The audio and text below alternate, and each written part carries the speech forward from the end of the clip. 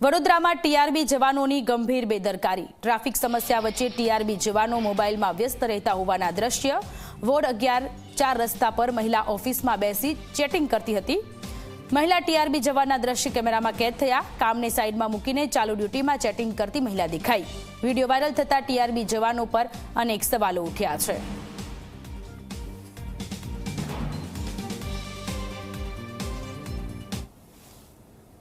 વડોદરા શહેરમાં ટ્રાફિકની સમસ્યા જે છે તે નાગરિકોના માથાનો દુખાવો બની ચૂકી છે।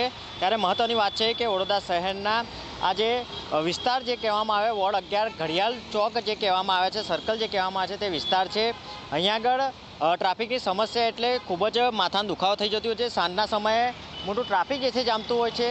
સાથે જ મહાનગરપાલિકા દ્વારા સતત અહીંયા કામગીરી ચાલતી હોય છે।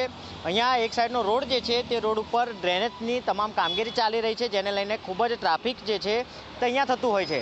મહત્વની વાત એ છે કે જે પ્રકારે આ ટ્રાફિકની સમસ્યાનું નિરાકરણ કરવા માટે કહી શકાય કે ટ્રાફિક પોલીસ દ્વારા જે ટીઆરબી જવાનો જે છે તેઓને રાખવામાં આવતા હોય છે, જેથી કરીને નાગરિકો છે કે ટ્રાફિકમાં ફસાય નહીં, ટ્રાફિકનું સંતુલન જળવાઈ રહે। પરંતુ અલગ દ્રશ્યો જે છે તે અત્યારે સામે આવ્યા છે।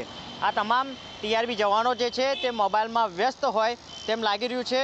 આ પોઈન્ટ અમે જોઈ રહ્યા છો કે જે રીતે પોઈન્ટ ઉપર અત્યારે કોઈ દેખાતું જ નથી। સાથે જ આ વડોદરા મહાનગરપાલિકાની બાજુમાં જ આવેલી વોર્ડ 11ની કચેરી જે છે તે કચેરીની અંદર આરામ ફરમાવતા ટીઆરબી જવાનો જે છે તે નજરે પડી રહ્યા છે।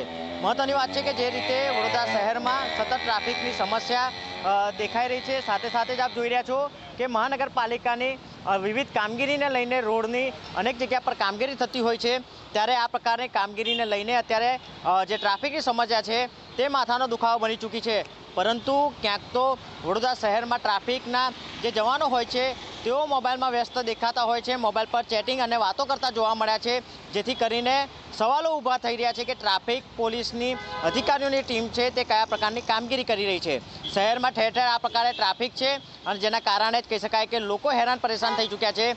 ત્યારે આવા મોબાઈલમાં વ્યસ્ત રહેતા ટીઆરબી જવાનો તેઓનો કઈ રીતે દંડનીય કાર્યવાહી કરશે તે સવાલ ઉઠી રહ્યા છે।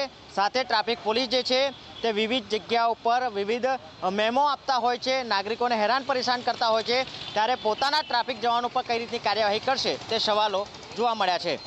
જયંતિ સોલંકી, જી મીડિયા, વડોદરા।